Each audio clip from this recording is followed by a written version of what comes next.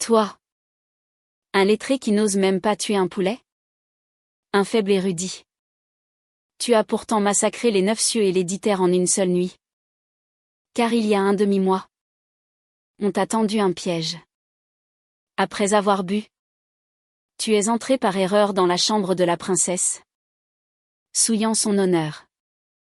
L'empereur, furieux, a voulu exterminer tes 9 générations. Mais contre toute attente, la princesse a elle-même demandé ta grâce pour t'épargner. Cependant, pour préserver l'honneur de la famille impériale, l'empereur t'a exilé dans le camp des condamnés à mort à la frontière, alors que tu aurais dû être exécuté sur le champ. Tu pensais que ta mort était certaine cette fois. Mais contre toute attente, tu as accidentellement activé le système d'attributs par élimination. Tant que tu tues des ennemis, tu peux devenir infiniment plus fort. Ainsi, de la frontière, tu as massacré tout sur ton chemin jusqu'à Chang'an. Mais alors que tu revenais, couvert de gloire, à la capitale impériale, tu as soudain découvert que la femme dont tu avais souillé l'honneur était maintenant assise sur le trône du dragon, et à ses côtés se tenait une jeune fille dont les traits te ressemblaient étrangement. Ton cerveau a court-circuité, et une seule question occupait ton esprit. Faut-il se rebeller ou non? Cependant, à cet instant, ta situation est plutôt misérable. Dans le camp des condamnés à mort, même manger à sa faim est un luxe. En regardant la cuillère d'eau claire et le morceau de pain si dur qu'il pourrait te casser les dents que tu venais de recevoir, tu restes silencieux. À peine transmigré, te voilà en prison pour un autre? Quelle injustice! Mais à ce moment, une silhouette apparaît soudainement. Gamin, donne-moi ta nourriture. Face à cet homme robuste, tu ne résistes pas. Tu baisses simplement la tête et choisis le silence. Voyant cela, le colosse affiche un air ravi. Mais alors qu'il se baisse pour saisir le pain, une pique en bois acéré se plante violemment dans son œil. Aussitôt, tu enroules la chaîne autour du cou du colosse. Puis, de toutes tes forces, tu tires sur la chaîne. Jusqu'à ce que les spasmes du colosse faiblissent et qu'il cesse de respirer. Tu relâches lentement ta prise. C'est alors que une voix résonne soudain dans ton esprit. Digne. Première élimination d'un adversaire. Système d'attributs par élimination activé. Un ennemi tué. Attribut gagné, 0. 2. Première élimination réussie. Récompense, 1 point d'attribut. L'instant d'après, une interface de jeu apparaît devant tes yeux. En plus de tes informations de base, elle est divisée en 4 colonnes, force, vitesse, constitution, esprit. Mais ce qui t'intrigue, c'est que seule la colonne constitution peut être augmentée. Tu essaies donc d'y ajouter les points d'attribut que tu viens d'obtenir. Instantanément, un flux de chaleur envahit tout ton corps, et ton physique change visiblement. Non seulement ta silhouette émaciée est devenue plus robuste, mais même ton esprit est devenu plus clair. Tu comprends immédiatement que l'attribut constitution englobe en fait tout ton être, renforçant les 4 autres caractéristiques. D'après ton estimation, pour briser ces chaînes, ta constitution doit atteindre au moins 5 points. Pour cela, il faudrait tuer 50 ennemis ordinaires. En pensant à cela, tu portes ton regard sur les autres prisonniers. Mais à ce moment, des bruits de pas se font entendre à l'extérieur de la cellule. L'instant d'après, un centurion apparaît et dit, conformément aux ordres, nous devons recruter 20 condamnés. Du camp des condamnés à mort. Tous les condamnés. À ces mots, montrent des expressions de panique, car cela signifie qu'ils devront accompagner les soldats réguliers, et leur rôle sera de servir de chair à canon pour attirer l'attention de l'ennemi. La probabilité de revenir vivant est presque nulle. Aussitôt, deux geôliers commencent à scruter les alentours. Bientôt, un homme est choisi par un geôlier. Le geôlier pointe un endroit et crie « Toi! Sors !» Mais après un moment, personne ne répond. Un sourire froid apparaît sur le visage du geôlier. Il entre alors directement dans la cellule et traîne un condamné par les cheveux. Le condamné se débat sur le sol, donnant des coups de pied. Le geôlier place instantanément son sabre sur son cou. Soudain, le condamné semble avoir une idée. Il met résolument son pouce gauche dans sa bouche. On entend un craquement, accompagné d'un grognement de douleur.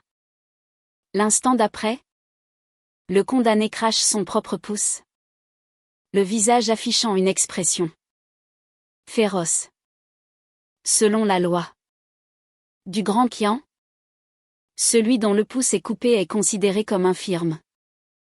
Je suis infirme. Je n'ai plus besoin d'y aller. N'est-ce pas?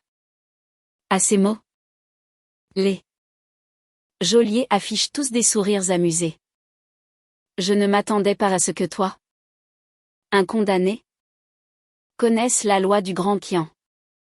Le condamné, se remémorant peut-être son passé, ne peut s'empêcher d'afficher un sourire suffisant et dit « J'étais un fonctionnaire de 8e rang à la cour. J'ai étudié assidûment depuis mon enfance. 100 livres.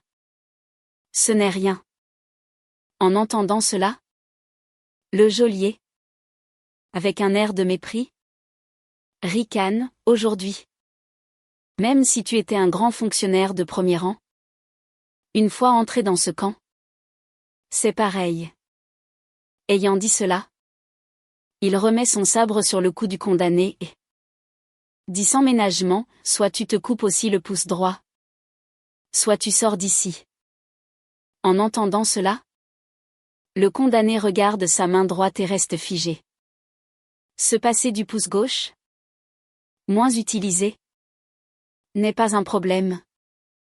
Mais s'il perdait le pouce droit, il ne pourrait qu'attendre la mort dans ce cruel camp de condamnés. En pensant à cela, il ne peut que sortir résigné. Après tout, en sortant, il y a encore une lueur d'espoir.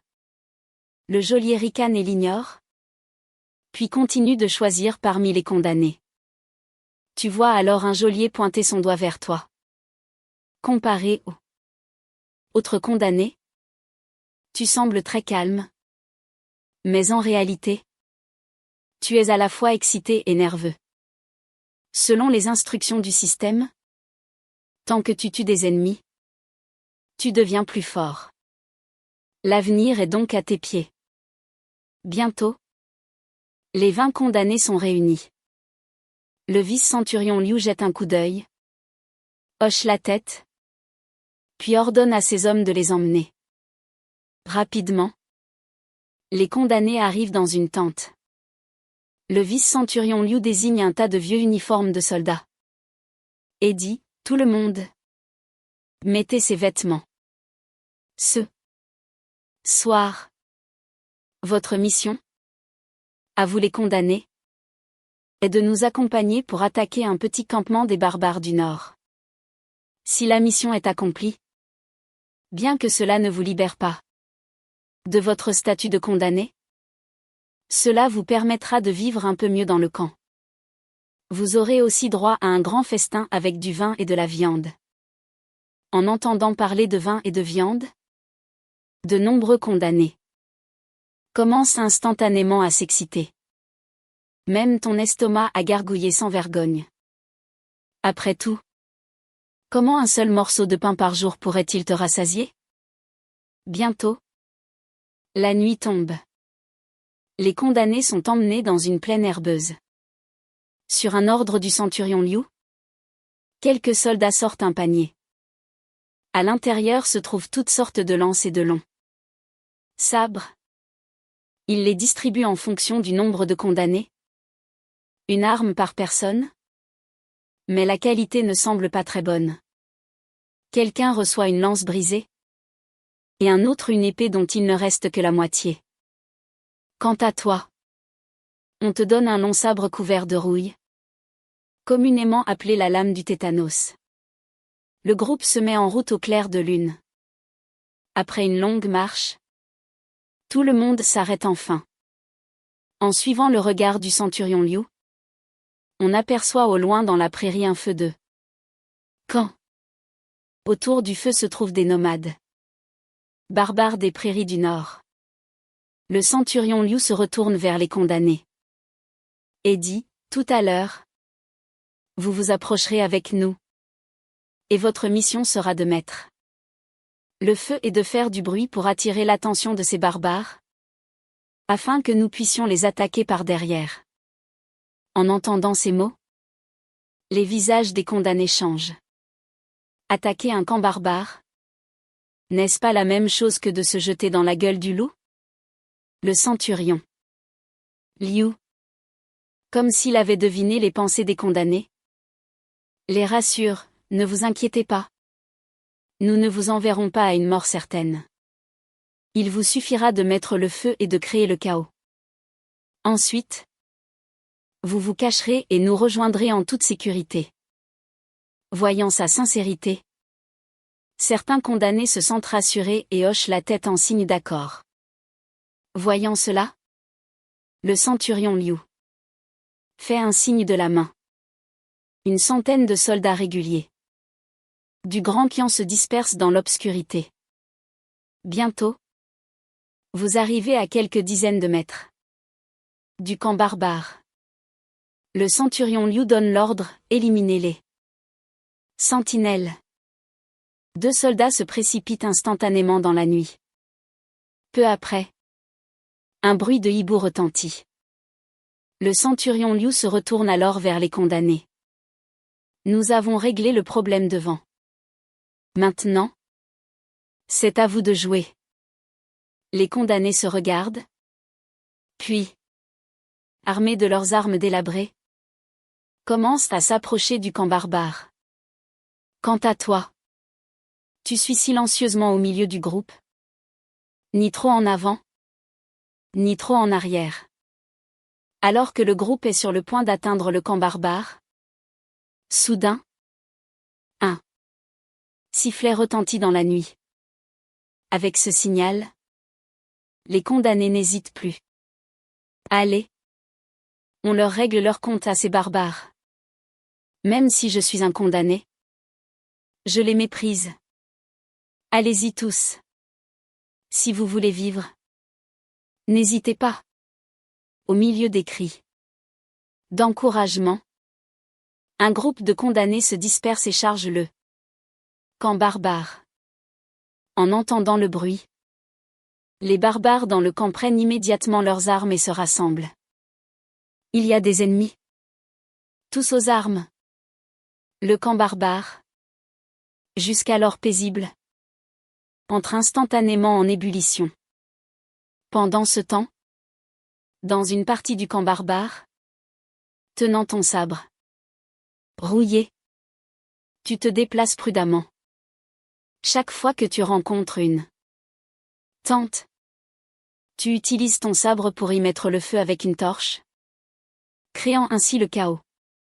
Soudain, un appel à l'aide retentit. Tu vois un condamné rencontrer un soldat barbare et être renversé d'un seul coup. Le soldat barbare, sans pitié, abat son sabre. Le condamné meurt sur le coup. Le barbare, après avoir tué, relève la tête, le visage couvert de sang. Son regard croise le tien. L'autre esquisse un rictus et charge vers toi. Sabre en main. Tu lèves résolument ton sabre pour parer. Sentant la force transmise par ton sabre, le soldat barbare affiche une expression d'incrédulité. Il ne comprend pas. Comment toi, un soldat visiblement frêle, peut bloquer son coup? Sentant que la force de l'adversaire est inférieure à la tienne, tu repousses violemment son sabre.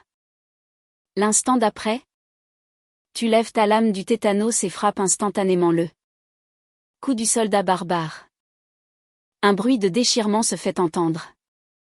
Une gerbe de sang éclabousse ta joue. Mais à ce moment, quelque chose d'inattendu se produit. Parce que le sabre rouillé est trop émoussé, il se coince dans le cou du soldat barbare. Sous la douleur intense, il s'effondre. En hurlant. En voyant cela, tu penses silencieusement, je suis vraiment désolé. Ce n'est pas que je ne veux pas te tuer d'un coup. C'est juste que l'arme est trop mauvaise. Aussitôt, tu ramasses le sabre affûté qu'il a laissé tomber et, sans hésiter, tu lui donnes le coup de grâce. En même temps, tu lui coupes l'oreille gauche. L'instant d'après, une notification du système retentit. Ennemi tué, attribut gagné 0. 15. Tu les ajoutes résolument à ta constitution. Après quelques respirations, ta force augmente à nouveau. Entendant le vacarme environnant, tu arrives bientôt devant une tente barbare.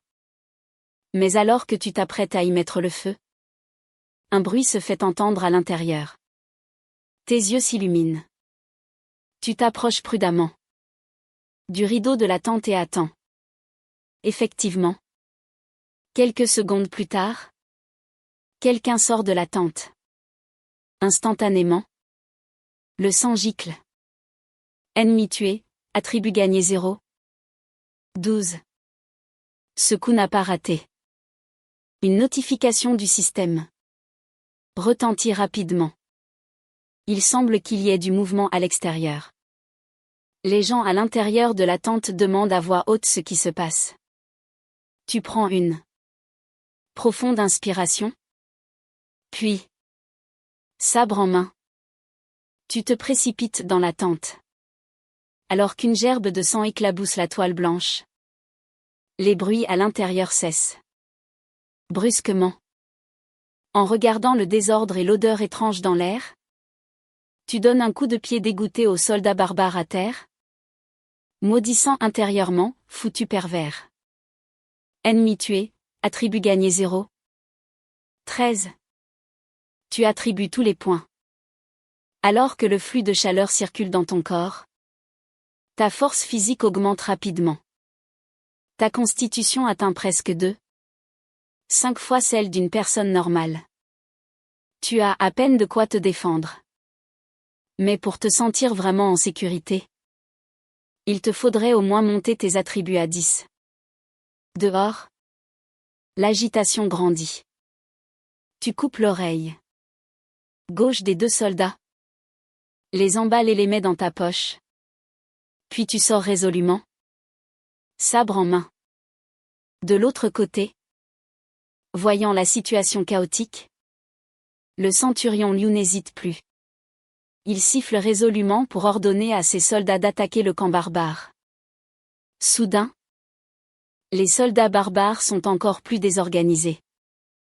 Les soldats barbares, autrefois menaçants, voyant les troupes régulières du Grand Qian, perdent instantanément leur vigueur. Ils n'attaquent plus activement, mais choisissent de se défendre. Pendant ce temps, tu te déplaces partout, sabre en main. Dès que tu vois un soldat barbare isolé, tu l'attaques résolument. Grâce à ta force physique surhumaine, même sans aucune technique de combat, face à un soldat barbare ordinaire, tu peux rapidement remporter la victoire. Tu tues sur ton chemin, et tes mouvements deviennent de plus en plus vifs. Finalement, les soldats barbares réalisent que tu es un adversaire redoutable. Ils commencent à se regrouper. Les troupes régulières Du grand Qian, voyant ta puissance, se rassemble autour de toi et commence à nettoyer les soldats barbares. D'un coup de sabre, tu pars. Une attaque, sauvant un soldat du grand Qian. D'un coup de sabre ennemi, puis tu ripostes et achèves le soldat barbare. À ce moment, une notification du système retentit, ennemi tué. Attribut gagné 0. 2. On peut faire comme ça?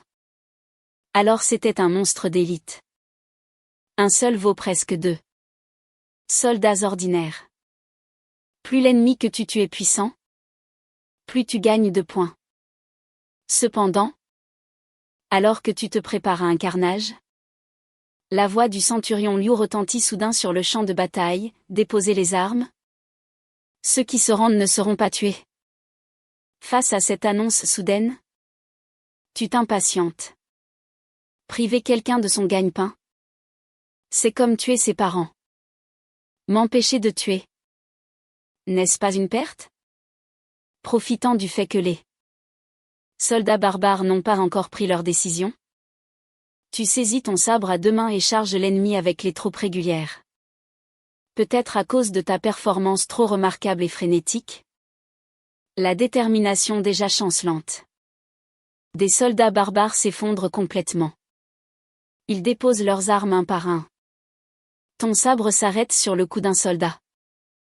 Voyant que tu ne bouges pas, le soldat barbare pousse un long soupir de soulagement. Comme s'il avait perçu ta réticence.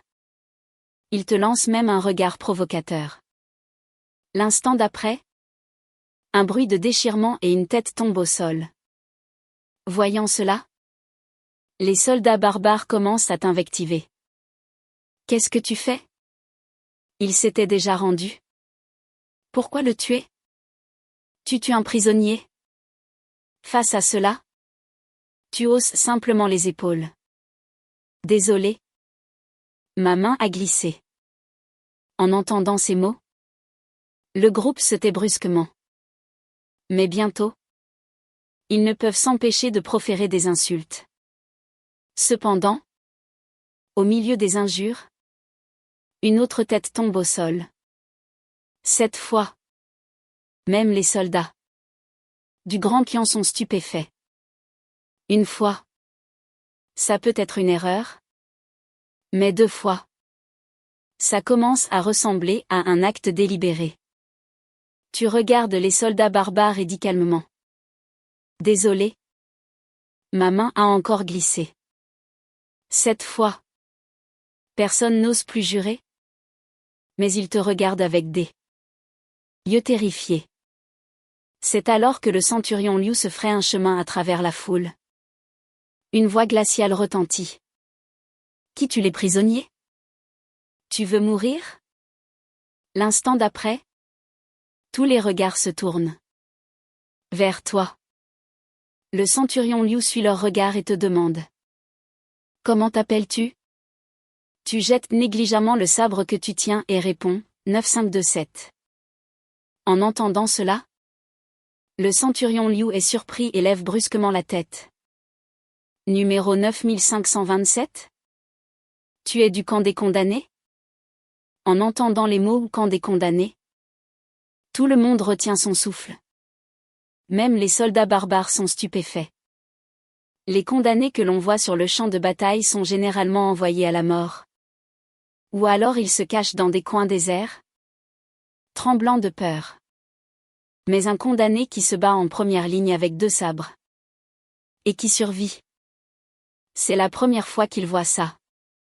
Le vice-centurion Liu se calme et demande, pourquoi tuer les prisonniers? Ta main peut-elle glisser 2 fois? 1. Entendant cela, tu réponds simplement, la première fois.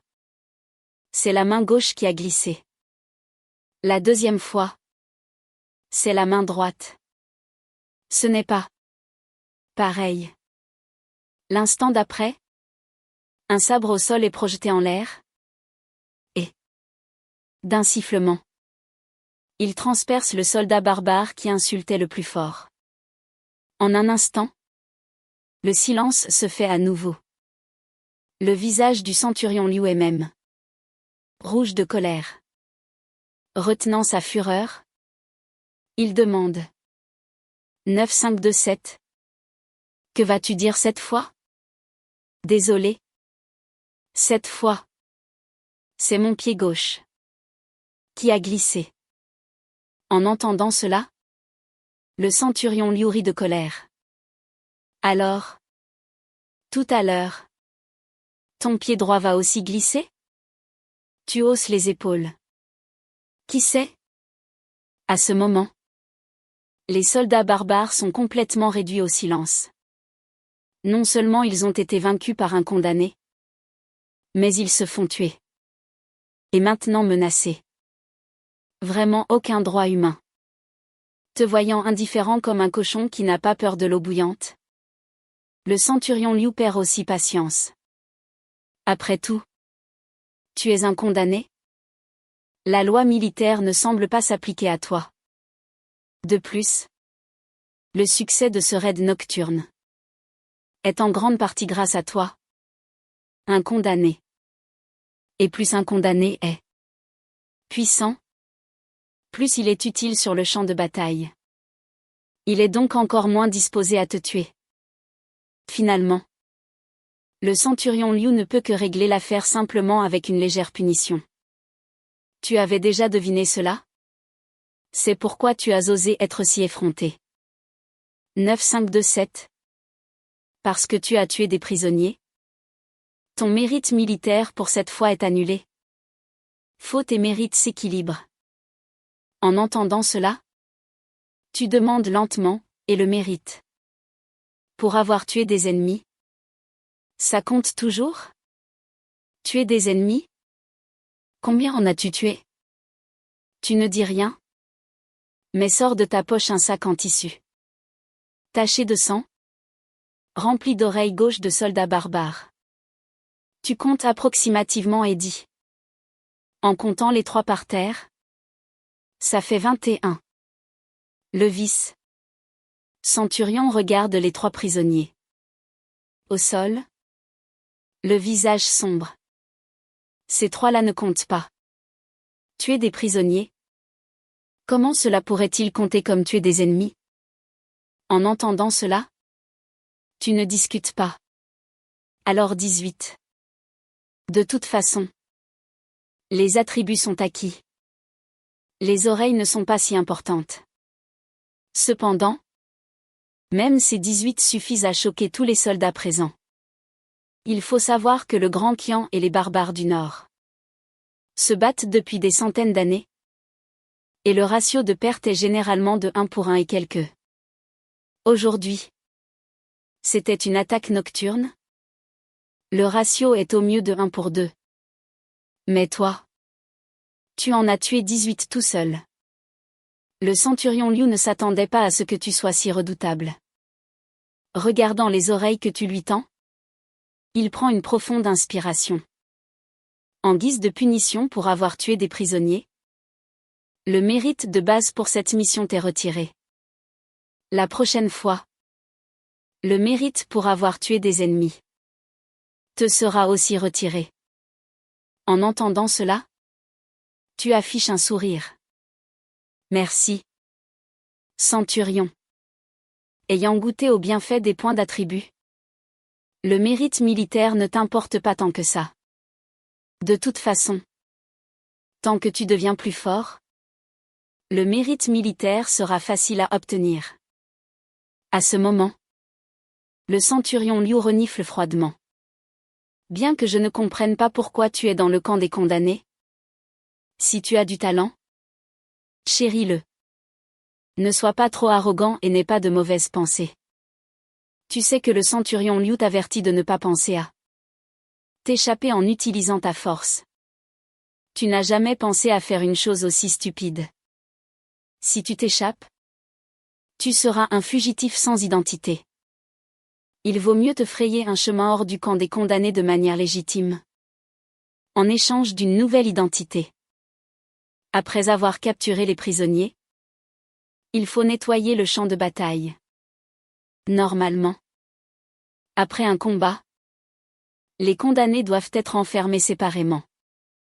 Peut-être parce que ta performance a été trop exceptionnelle et que tu as sauvé de nombreux soldats du Grand Qian. Personne n'a soulevé la question. De plus, des 20 condamnés cette fois-ci, tu es le seul survivant. Tu t'approches alors d'un feu de camp. Sur le feu, il y a une cuisse de mouton rôti. Sans cérémonie, tu la saisis et commences à la dévorer. En même temps, tu consultes ton panneau système. À ce moment, ta constitution a atteint plus de 3 fois celle d'une personne normale. Pendant le combat acharné, tu as accumulé de nombreux attributs. Tout en mangeant la cuisse de mouton, tu utilises ton esprit pour ajouter silencieusement tous les attributs à ta constitution. En un instant, un flux de chaleur se propage dans ton corps. Peut-être que le renforcement de ton corps exerce une certaine pression, provoquant une faim encore plus intense. Tu mords si fort que tu arraches même l'os de la viande de mouton, que tu mâches et avales également. Quelques instants plus tard, la force de ton corps atteint un nouveau niveau. Ta constitution a atteint 4, soit plus de 4 fois celle d'une personne ordinaire. Avec une force quadruplée, même une barre de fer peut devenir une arme invincible. De plus, ta vitesse, tes réflexes et ta capacité de récupération sont également 4 fois supérieures à la normale. Dans cette ère d'armes blanches, ta puissance de combat sera amplifiée à l'infini. Et ce n'est que le début. Le nettoyage du champ de bataille est rapide. Il n'y a pas de butin important. Tu viens à peine de manger et boire à ta faim, qu'une voix retentit soudain à ton oreille. 9527.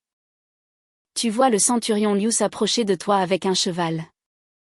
Sais-tu monter à cheval? Tu hoches la tête. Ton prédécesseur avait hérité du titre de comte de 3e classe. Des instructeurs spéciaux lui enseignaient l'équitation et les arts martiaux. Même si tu avais triché pour passer l'examen, monter à cheval simplement est faisable. Le centurion Liu hoche la tête. Alors monte à cheval et rentre avec nous. Un dernier appel. Avec tes compétences, sortir légitimement du camp des condamnés n'est pas impossible. Ne prends pas la mauvaise décision. Compris? Bientôt, tu suis la troupe jusqu'au campement de la frontière. À peine descendu de cheval, le centurion Liu te tend une paire de menottes et de fer. Voyant cet équipement familier, tu les mets calmement. Autrefois, ces choses te contraignaient. Mais maintenant, ce n'est qu'une transition. Tôt ou tard, tu t'en débarrasseras. Peu après, tu retournes dans le familier camp des condamnés. Dès que la porte de la cellule s'ouvre, les condamnés à l'intérieur sont stupéfaits. En voyant que tu es le seul à être revenu, ils concluent que tu n'es pas quelqu'un à provoquer. Mais tu ne prêtes pas attention à leurs réactions. Tu trouves un coin et t'endors profondément.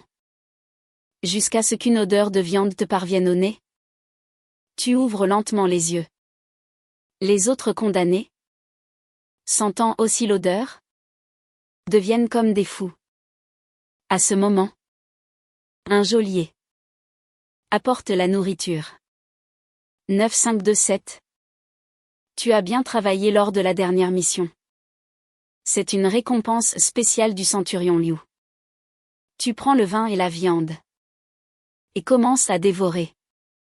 Les condamnés autour avalent leur salive. Soudain, un homme au visage bienveillant prend la parole.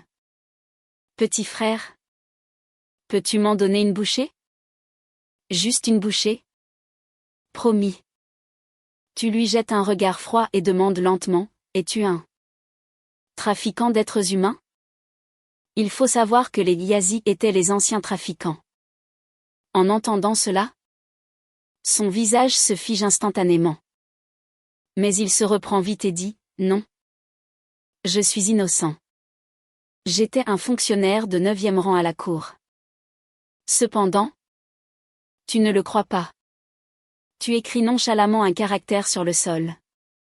Tu es un fonctionnaire de 9e rang. Alors reconnais-tu ce caractère? L'homme est soudain un peu embarrassé. Tu continues, c'est le caractère Sheng, Vi. N'est-ce pas? Oui. Oui. C'est Sheng. Je n'ai pas réagi tout de suite. En entendant cela, tu affiches un sourire moqueur. Désolé. Je me suis trompé. Ce n'est pas Sheng. Cette fois, l'homme se met soudain en colère. Tu te moques de moi? Je vais te tuer. Disant cela, il se précipite vers toi avec une pique en bois. Cependant, avec tes réflexes quadruplés, l'attaque du vieil homme est comme au ralenti. Tu saisis résolument son poignet. Avec un craquement sec, le poignet du vieil homme se plie complètement. Face à ses cris, tu restes impassible. Et souris calmement. Toi, vieil homme, tu ne reconnais même pas le caractère Tsi, mort, et tu prétends être un fonctionnaire? Le vieil homme a soudain peur. Il supplie, ne me tue pas. Je ne veux plus manger. Les trafiquants méritent de mourir. Sur ce, tu lui donnes un coup de pied. Le vieil homme est projeté en arrière, comme une peinture accrochée au mur. Il ne tombe, ensanglanté, qu'après un long moment. Une notification du système retentit à nouveau. Ennemi tué. Attribut gagné 0. 09. Tu es assez surpris. Tu ne t'attendais pas à ce que ce vieil homme ait une si bonne constitution. Mais en pensant à son métier, cela devient logique. Tu ajoutes silencieusement les attributs que tu viens de récolter à ta constitution. Ta constitution atteint maintenant 4. 49. En regardant les chaînes à tes mains, tu as même l'impression qu'elles ne peuvent plus te retenir. À ce moment, des bruits de pas se font entendre. Peu après, un geôlier apparaît à la porte. 9527. Sors. Bientôt, tu retrouves une connaissance. Le vice-centurion Liu. Celui-ci t'accueille. 9527. Je n'ai pas manqué à ma parole. N'est-ce pas? Tu souris légèrement. La viande était bonne. Le vin aussi. Le vice-centurion Liu semble assez familier. Il rit doucement. Si tu réussis encore la mission cette fois, la même récompense te sera donnée en double. En entendant cela, tu fronces les sourcils. Centurion Liu, il semble que la mission de cette fois ne soit pas simple.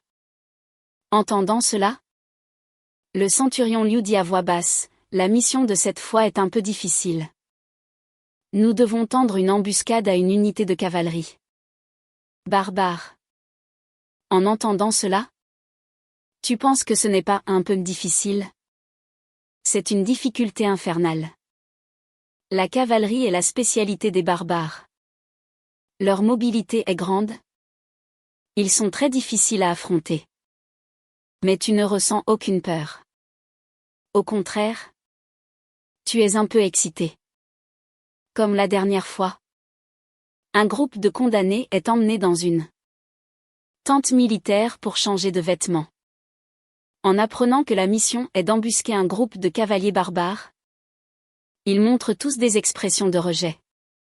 Mais en voyant les soldats du Grand Qian qui ont déjà à moitié sorti leurs sabres, personne n'ose plus rien dire. Mais contrairement à la dernière fois, on ne te donne plus une arme délabrée, mais deux longs sabres neufs et brillants. Cette scène rend les condamnés qui ont reçu de mauvaises armes mécontents. Je ne suis pas d'accord. Pourquoi avons-nous tous des armes pourries alors que les siennes sont si neuves? Nous voulons aussi de nouvelles armes. Lui. Un blanc-bec. Ne mérite pas de si bonnes armes. Soudain. Le centurion. Liu. Regardant le groupe de condamnés. Dit froidement, vous voulez des armes comme 9527? Très bien. Allez les prendre vous-même aux soldats barbares. Ces 2 sabres. Il les a récupérés lors de la dernière mission. À ces mots, tous les condamnés affichent des expressions d'incrédulité. Le vice. Centurion. Lui. Te regarde avec un sourire. 9527. Tu peux essayer de les convaincre. Tu hoches la tête. Puis, regardant la foule de condamnés, tu souris calmement. Qui n'est pas d'accord? Qu'il s'avance. Si tu me bats, ces 2 sabres sont à toi. À peine ces mots prononcés, un condamné robuste s'avance. Blanc-bec. Si tu me donnes ces 2 sabres maintenant, je pourrais y aller doucement. Sinon, je pourrais te tuer par accident. 1. Entendant cela, tu plantes un sabre dans le sol, puis lèves la main avec mépris et fais un signe. Voyant un blanc-bec le provoquer ainsi, le grand gaillard noir frappe résolument vers ton visage. On dirait qu'il y va pour tuer. Toi, tu lèves simplement ton sabre et frappes. Alors que tout le monde pense que tu vas être tué d'un coup, on entend un craquement. La lame de l'épée se brise. Il ne reste que la moitié du sabre du grand gaillard noir dans sa main. L'instant d'après, une fissure s'étend de son front à son abdomen. Ennemi. Tué, attribut gagné 0. 2. Et le système. Cela illumine tes yeux. Ce grand gaillard noir n'a pas cette carrure pour rien. Il t'a fourni tant d'attributs.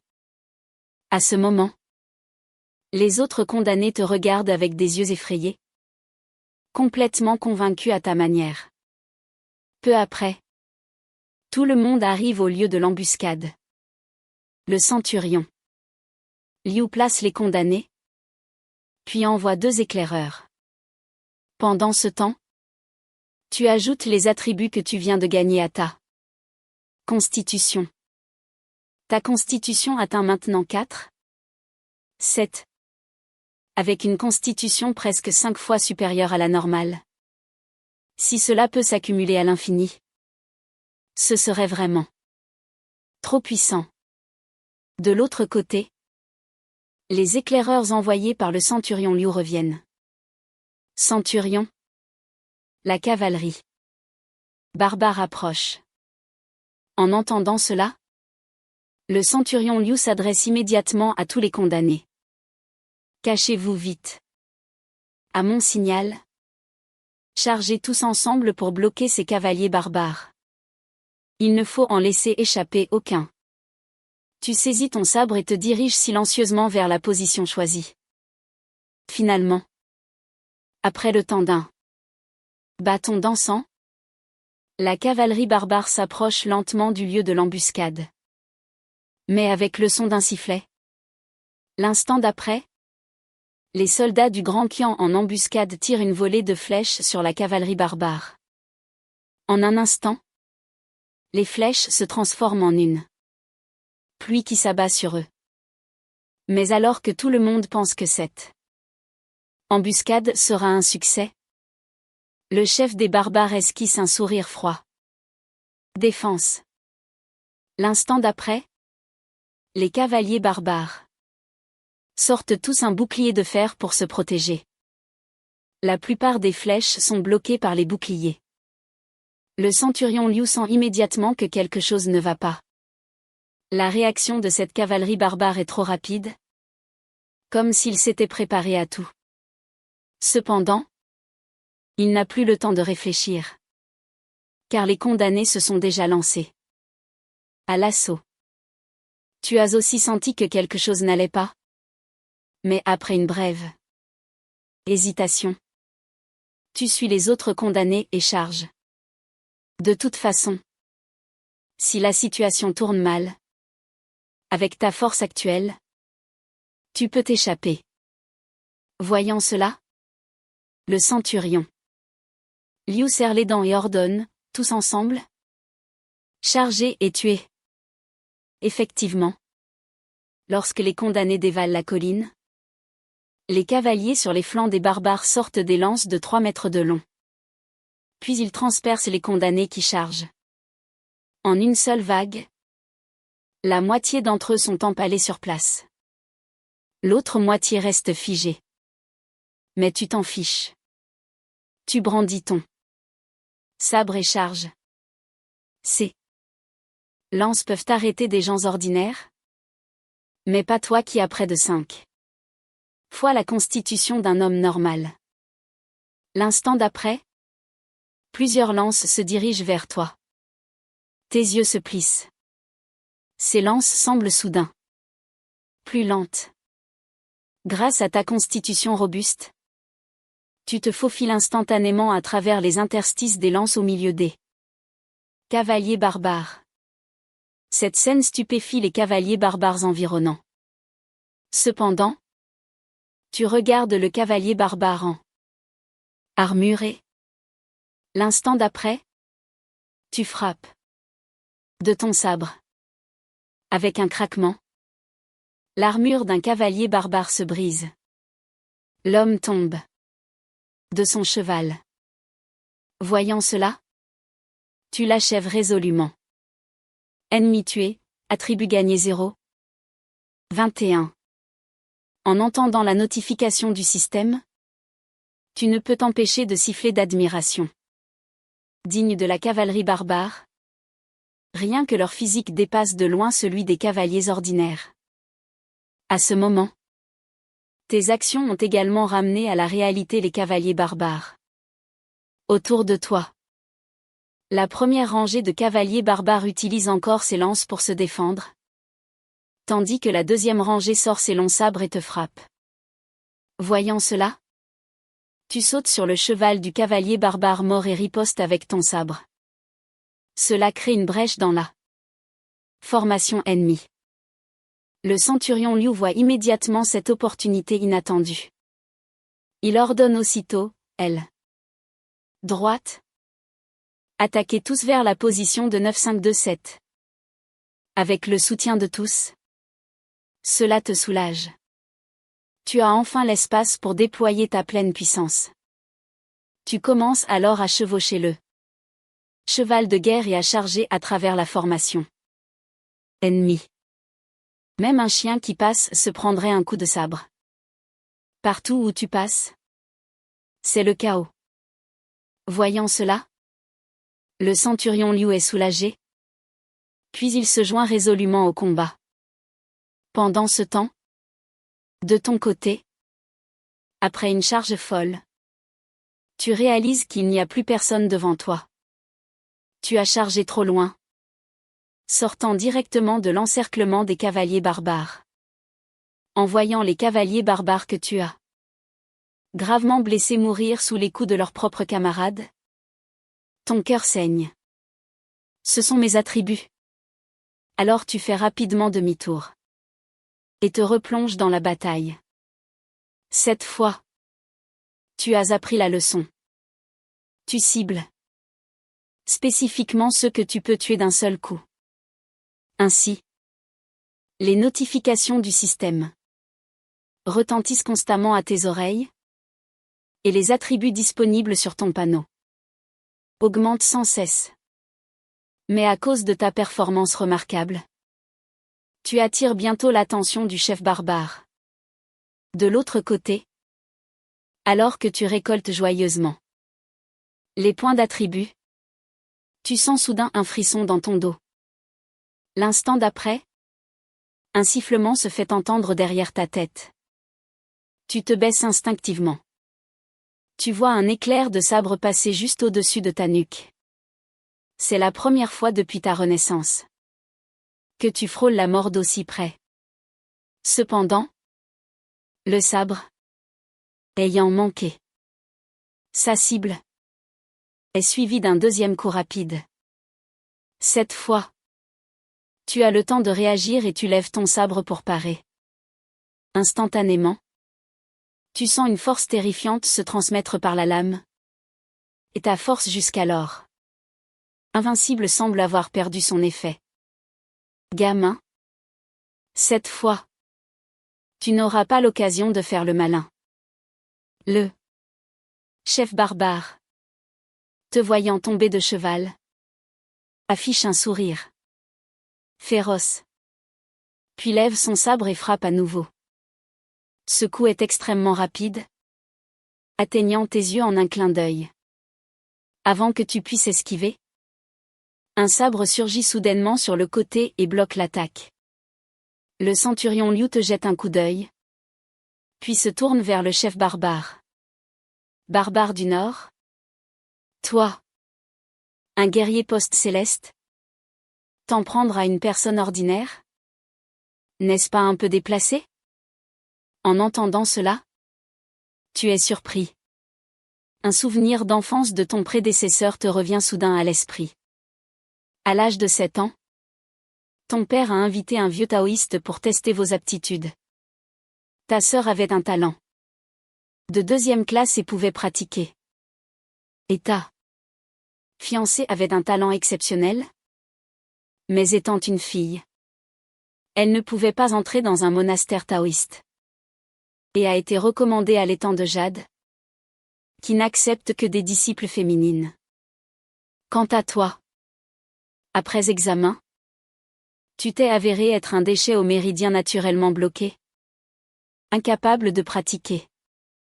À cet instant, tes sentiments sont complexes. Tu pensais qu'avec le système, tu pourrais être invincible. En cette ère d'armes blanches. Mais voilà qu'apparaissent ces pratiquants. Mais tu te ressaisis vite. Même si pour l'instant tu ne peux qu'ajouter des points à ta constitution, à l'avenir, tu ne seras certainement pas inférieur à ces soi-disant pratiquants. Dans ton esprit, des siècles semblent s'être écoulés. Mais en réalité, ce n'est qu'un instant.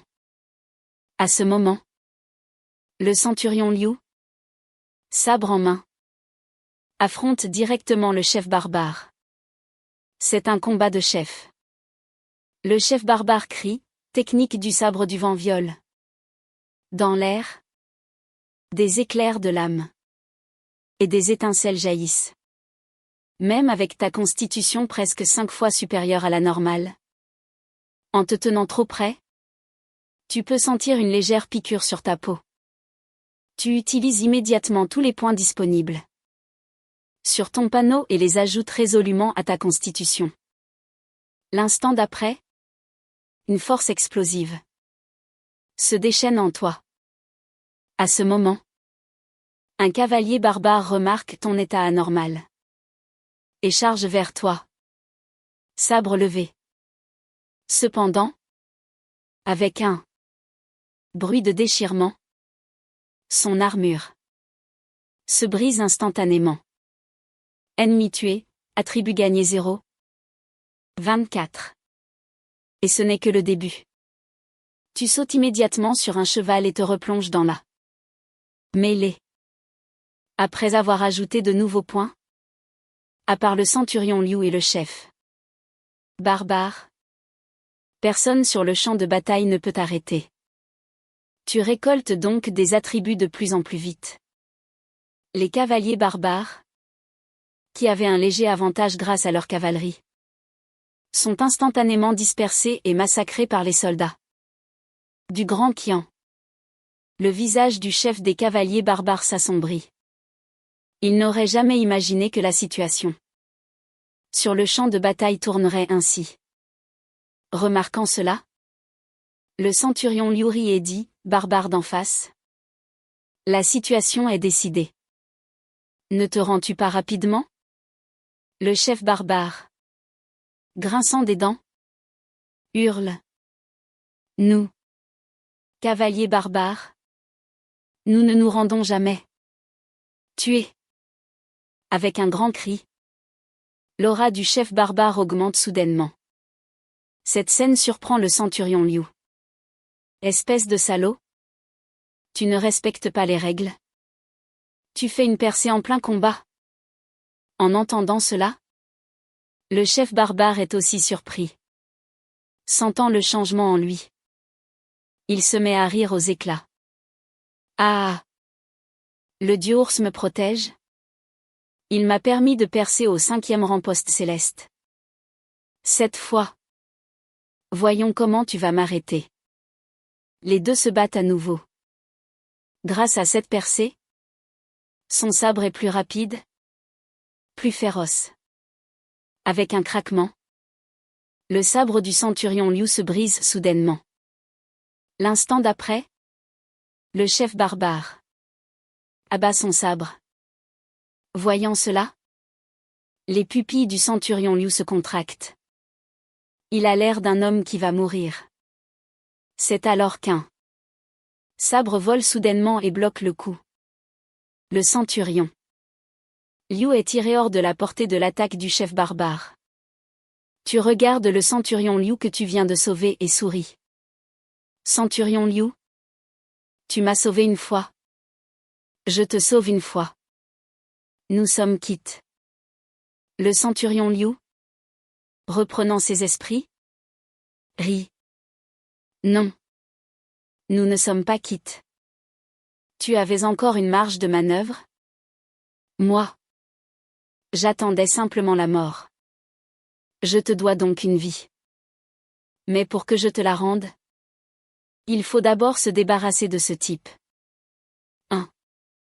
Entendant cela, tu hoches la tête.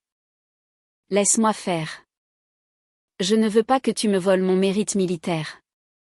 En fait, tu as surtout peur qu'il te vole la tête de ce gros monstre d'élite. Qui sait combien de points il peut rapporter. De l'autre côté, le chef barbare, sans dire un mot, charge. À nouveau. Toi aussi. Tu saisis ton sabre et l'affrontes. Les deux lames s'entrechoquent rapidement. Remarquant que les coups du chef barbare sont plus rapides et plus violents, d'une simple pensée, tu ajoutes tous les points d'attribut récoltés à ta constitution. Instantanément, une force explosive se propage en toi. Sous l'effet de cette force, ton coup de sabre brise instantanément le sabre de l'ennemi. Le chef barbare, les yeux vides, murmure, j'ai perdu. L'instant d'après, son armure se fissure de partout et le sang jaillit. En même temps, la notification du système retentit à nouveau. Ennemi tué, attribut gagné 0. 69. Tu es toi-même surpris. En se basant sur la règle du 10e des attributs de l'ennemi, le chef barbare avait des attributs au moins 7 fois supérieurs à ceux d'une personne normale. Mais c'est aussi parce qu'il était un pratiquant, possédant des attributs que les gens ordinaires n'ont pas. Comme le vrai QI. D'une pensée, tu ajoutes instantanément les attributs de l'adversaire au tien. Ta constitution atteint instantanément 9. 38. Voyant cela, tu affiches un sourire. Tu as maintenant une constitution presque 10 fois supérieure à celle d'un homme normal. Pendant ce temps, le centurion Liu, qui observait, est stupéfait. Il pensait que tu ne pourrais tenir que quelques dizaines de rounds. Mais il ne s'attendait pas à ce que tu puisses le tuer. Il crie immédiatement aux alentours, votre chef est mort. Rendez-vous vite.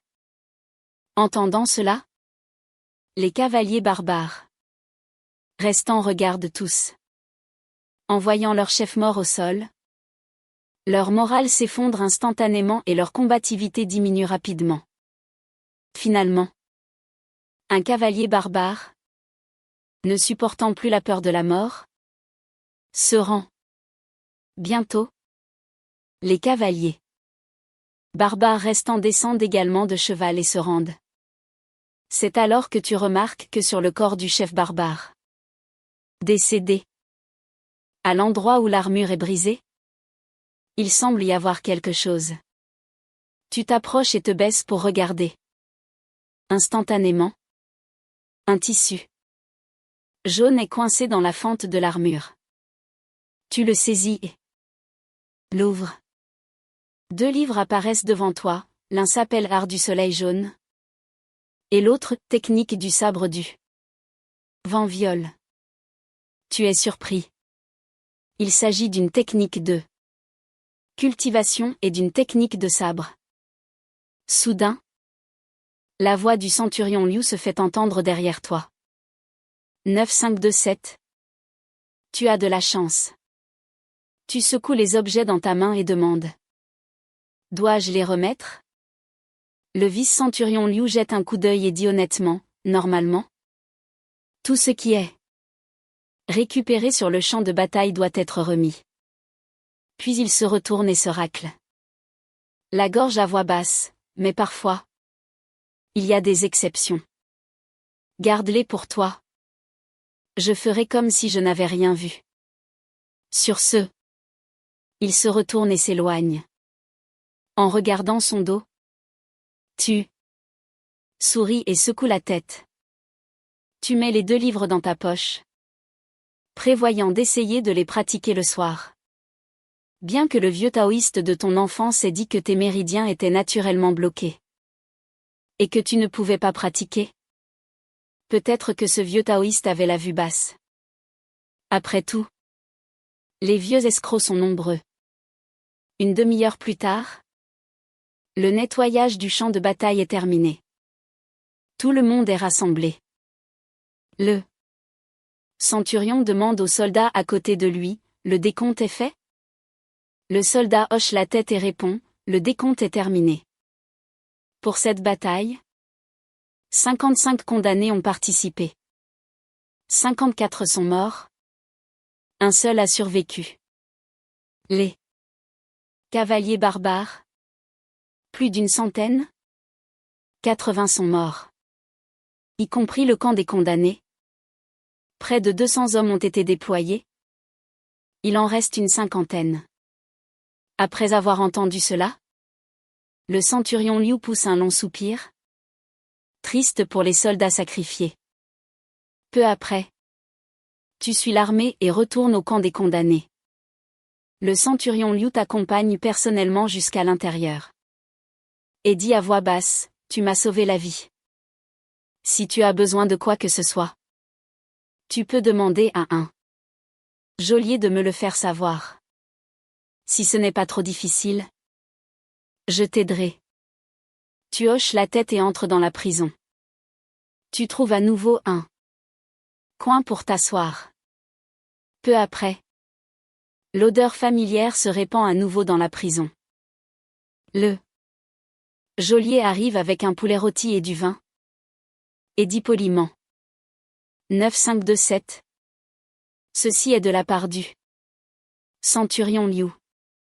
Cette fois, personne d'imprudent ne vient te déranger. Alors que la nuit tombe progressivement, et que le silence s'installe dans la prison, tu sors de ta poche les 2 livres que tu as récupérés. Tu ouvres d'abord l'Art du soleil jaune. À l'intérieur, il s'agit bien d'une méthode de cultivation. Avec une force mentale 10 fois supérieure à la normale. Tu mémorises rapidement tout le livre. Puis tu t'assois en tailleur. Ferme les yeux et essaie de pratiquer. Une demi-heure plus tard, tu expires lentement 2 mots. Nul. Tu n'as pas réussi à produire le moindre QI. Il semble que le vieux taoïste d'avant ta renaissance n'avait pas tort. Des méridiens naturellement bloqués restent des méridiens naturellement bloqués. Même si ta constitution atteignait 1 milliard de fois celle d'un homme normal, Tu ne pourrais pas pratiquer. En pensant à cela, tu sors la technique du sabre du vent viol et commences à la visualiser dans ton esprit. Comme ton niveau mental est également 10 fois supérieur à la normale. Rien qu'en la visualisant dans ton esprit, tu peux clairement reproduire les mouvements du manuel. Une demi-heure plus tard, tu rouvres les yeux. Une lueur acérée brille au fond de tes yeux. Il semble que tant que tu as un sabre en main, tu peux parfaitement exécuter la technique du sabre du vent viol. Alors que le temps passe lentement, peut-être que la dernière mission a causé de lourdes pertes aux hommes du centurion Liu. Une semaine s'est écoulée sans nouvelle mission pour les condamnés. Tu ne peux donc que somnoler, ennuyé. Mais à ce moment, des bruits de pas se font entendre. Peu après, le centurion Liu apparaît devant la cellule. 9527. Sors. Tu te lèves et sors de la cellule? Demandant, une autre mission? Mais le centurion Liu secoue la tête. Pas de mission pour l'instant. Cette fois, je suis venu te voir pour autre chose. Tu affiches un regard curieux. À ton avis, avec la valeur que tu as démontrée, à part tuer, tu ne devrais avoir aucune autre utilité.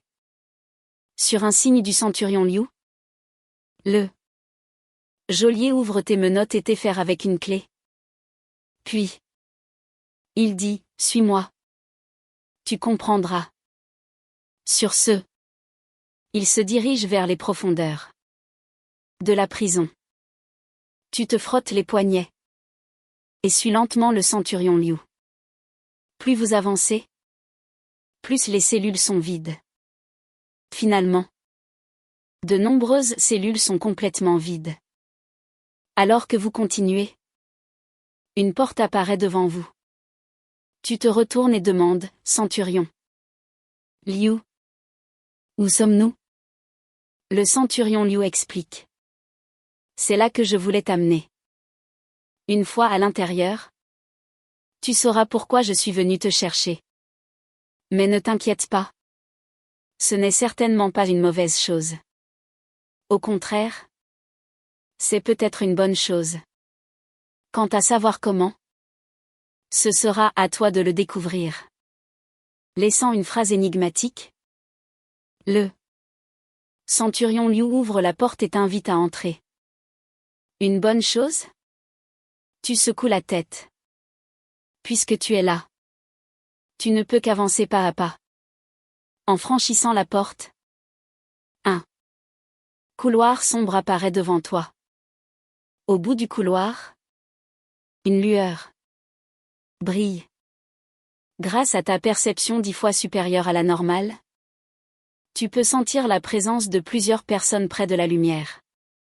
Tu avances lentement vers la lumière. En approchant, ton regard change. Tu sens que la respiration de ces personnes est différente de celle des gens normaux. Elle ressemble plutôt à celle du centurion Liu et du chef barbare.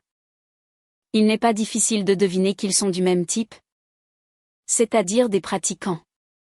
Finalement, tu arrives au bout du couloir. Une pièce apparaît devant toi. Tu vois clairement qu'il y a 5 personnes à l'intérieur. Et parmi ces 5, 4 sont très particulières. Celui qui est le plus proche de toi mesure 2,50 m et est extrêmement robuste. Comme un petit géant. Rien que sa présence immobile te donne une pression terrible. Plus important encore, l'aura qu'il dégage te donne une impression de bête sauvage. Peut-être parce que ton regard est trop insistant. Le petit géant se retourne brusquement. Vos regards se croisent. À cet instant, tu as l'impression d'être fixé par un tigre féroce. Ne semblant rien remarquer d'anormal, le petit géant se retourne et reste adossé au mur, l'air absent. Ton regard se porte ensuite sur une petite silhouette à côté du petit géant. Petite, Non pas en comparaison du petit géant, mais parce qu'elle est vraiment petite. Moins d'1,20 m. Maigre. Les cheveux sales et en désordre. Cependant, tu peux sentir chez cette petite personne une aura encore plus sauvage que celle du petit géant. Non. Pas sauvage, mais folle.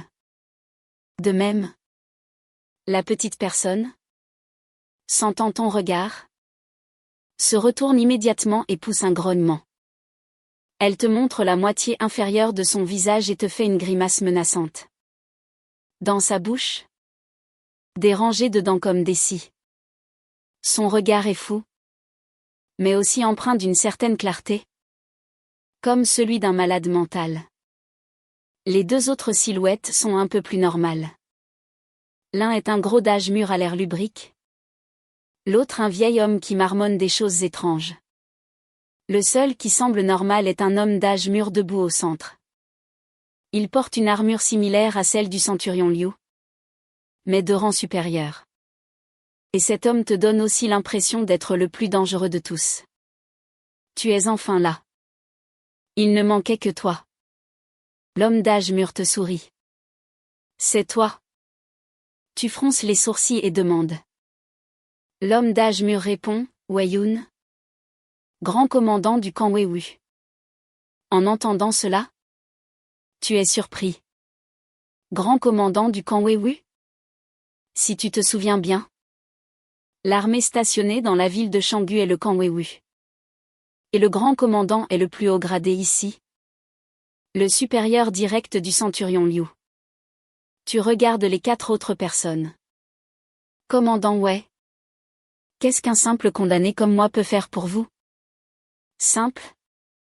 Wei Yun sourit et secoue la tête. En seulement 2 missions, tu es près de 50 personnes, dont un chef de centurie. Barbare. Je ne trouve pas ça simple. Tu regardes les 4 autres. Trouve une place et t'assois. Alors, qu'est-ce qu'il y a? Dis-le directement. Ouais. Yun sourit. Puisque tout le monde est là, alors je vais être direct. Je vous ai réunis aujourd'hui pour vous demander de vous allier. Pour nous aider. Le camp Weiwu a réglé quelques problèmes. En entendant cela, tu fronces les sourcils. Avant que tu puisses dire quoi que ce soit, quelqu'un sur le côté intervient. Le gros d'âge mûr s'est levé et a dit sans ménagement, quelle blague. Moi. Shen San. Aider votre cour impériale? Je crois que tu rêves. Je vous le dis tout net. Même si je dois mourir ici aujourd'hui. Moi. Shen San. Je n'aiderai jamais votre cour impériale. Sur ce. Cet homme nommé Shen San, le gros d'âge mûr, s'est retourné et s'est dirigé vers le passage, semblant vouloir partir directement. Face à cette attitude, Wei Yun reste calme. Et même avec un léger sourire. Regardant Shen San s'éloigner, Wei Yun murmure, alors tant pis. Je pensais vous demander de l'aide pour quelques tâches.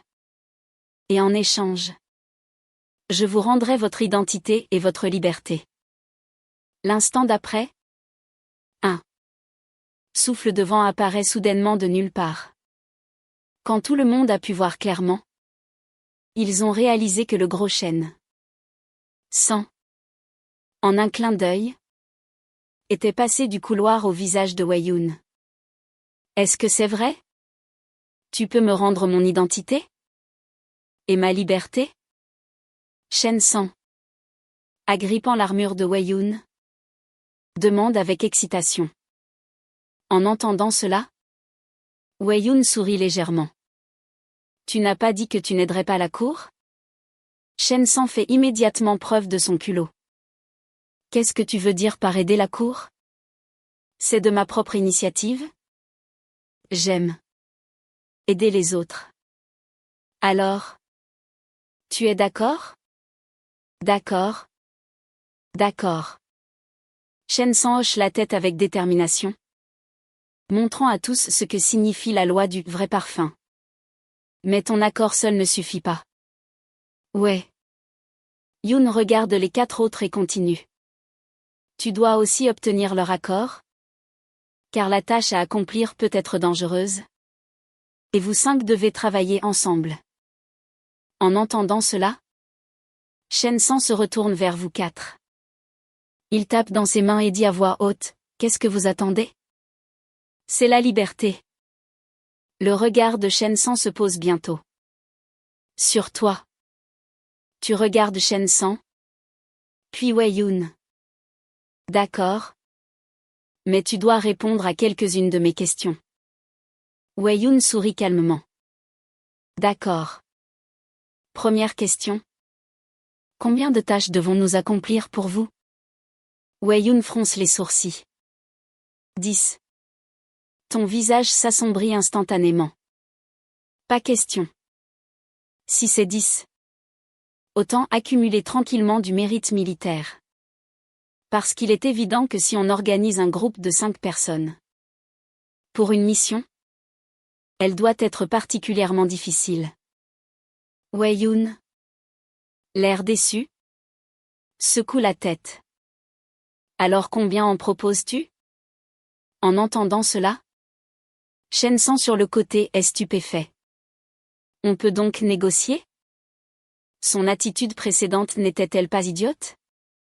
Face à la question de Wei-Yoon, tu lèves 3 doigts. 3.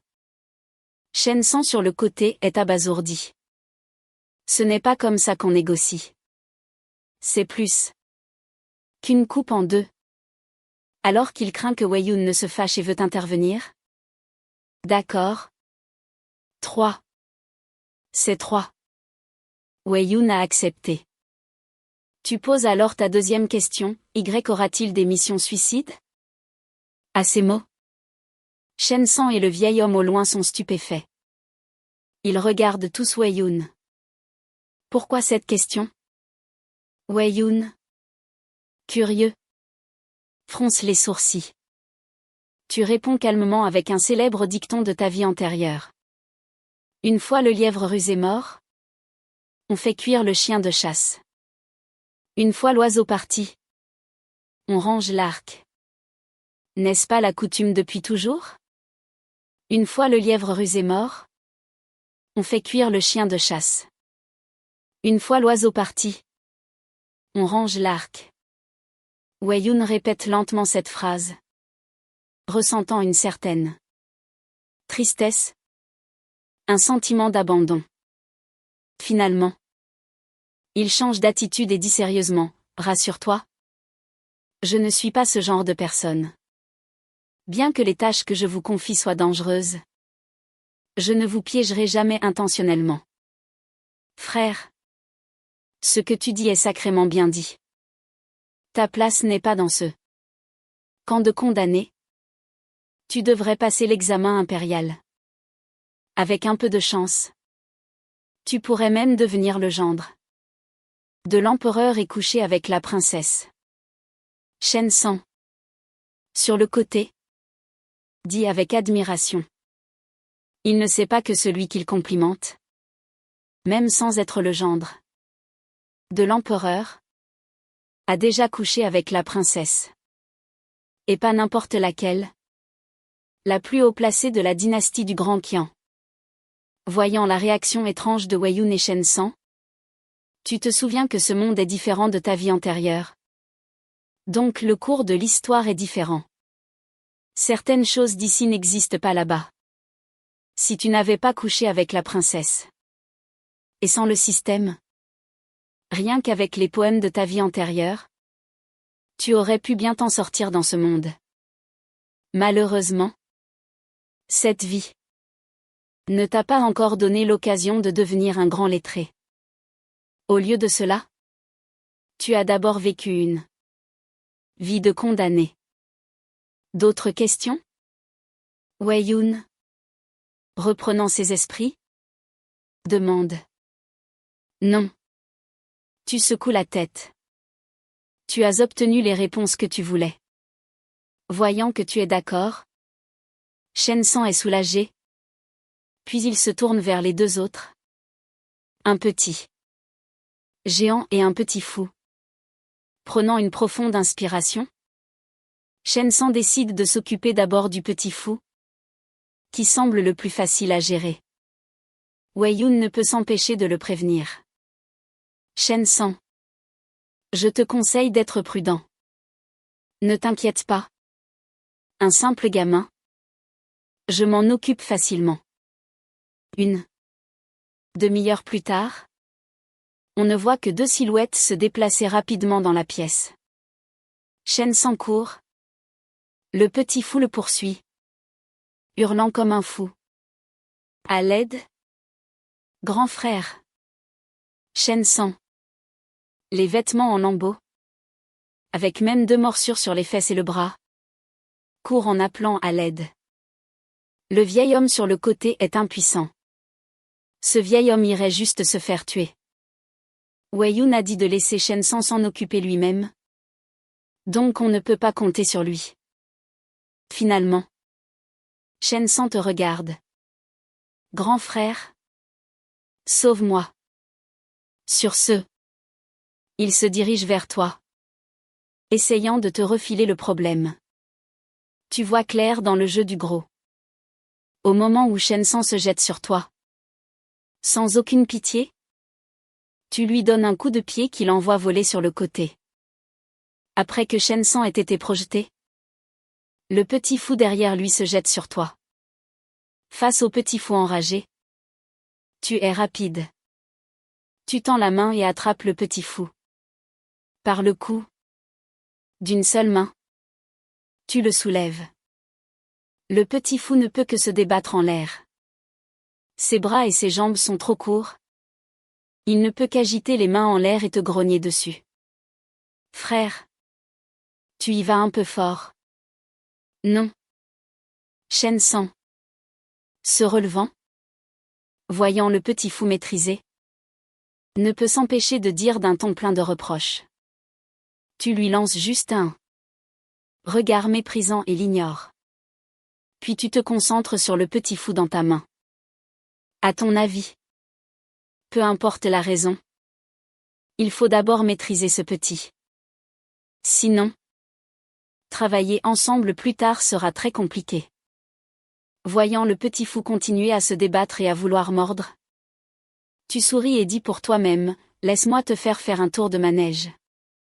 Sur ce, tu saisis le petit fou et commences à tourner. 1 tour. 2 tours. 10 tours. Ta vitesse augmente de plus en plus. Au début, le petit fou se tortillait un peu. Mais après un certain nombre de tours, il n'en peut plus. Ses yeux fous perdent instantanément leur folie et deviennent effrayés et désorientés. Finalement, ils deviennent remplis de panique et de confusion. Une demi-heure plus tard, vous êtes tous les 5 assis ensemble. Shen-san, le vieil homme et le petit géant se sont assis tranquillement. Seul le petit fou sur le côté voulait encore faire des siennes. Mais un de tes regards l'a calmé. Voyant cette scène, Wei-Yun sourit. Comme je l'ai dit au début, je vous demande à tous les 5 de m'aider à régler 3 affaires. Pour le camp Weiwu. 3 affaires sans mission suicide. Après ces 3 affaires, je vous rendrai votre identité. Et votre liberté. Sur ce. Ouais. Yun jette un petit livret sur la table. Tu le prends et l'ouvres. À part tes informations, qui sont absentes, les 4 autres sont enregistrées. Tu regardes les informations de Shen-san. Nom, Shen-san. Âge, 36. Crime, vol. Enlèvement. Niveau, 6e rang poste céleste. Spécialité. Technique de légèreté. Arme de jet. Crochetage. Mécanisme. Shen-san se penche. Regarde et ne peut s'empêcher de dire, vous n'avez pas fait une erreur? Je suis un maître voleur. Quand est-ce que j'ai commis un enlèvement? Ouais. Yoon dit calmement, lors de ton dernier vol.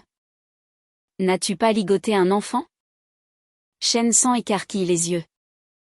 Je ne m'attendais pas à ce que cet enfant apparaisse. Je l'ai juste ligoté pour qu'il ne parle pas. Comment peut-on appeler ça un enlèvement? Wei-Yoon lève la tête et sourit. Sais-tu pourquoi toi? Un simple voleur. Tu es dans ce camp de condamnés?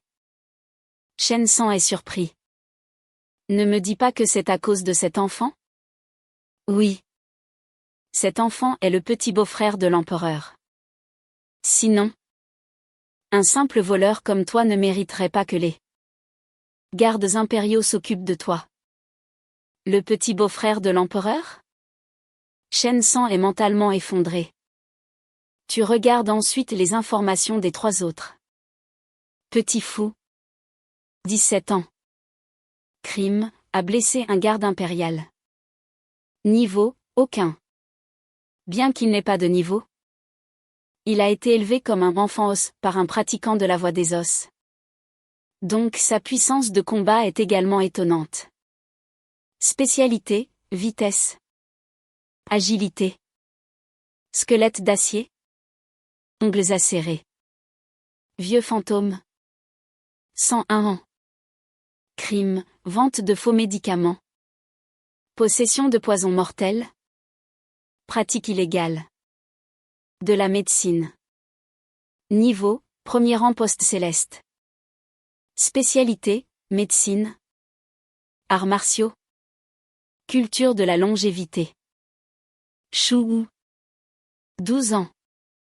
Tu regardes le géant de 2,50 m à côté de toi. Incrédule. Tu me dis que ça? C'est un enfant de 12 ans? Son crime est de résister à l'arrestation et de tuer. Niveau, 9e rang post-céleste et force divine naturelle. Il y a aussi quelques autres remarques.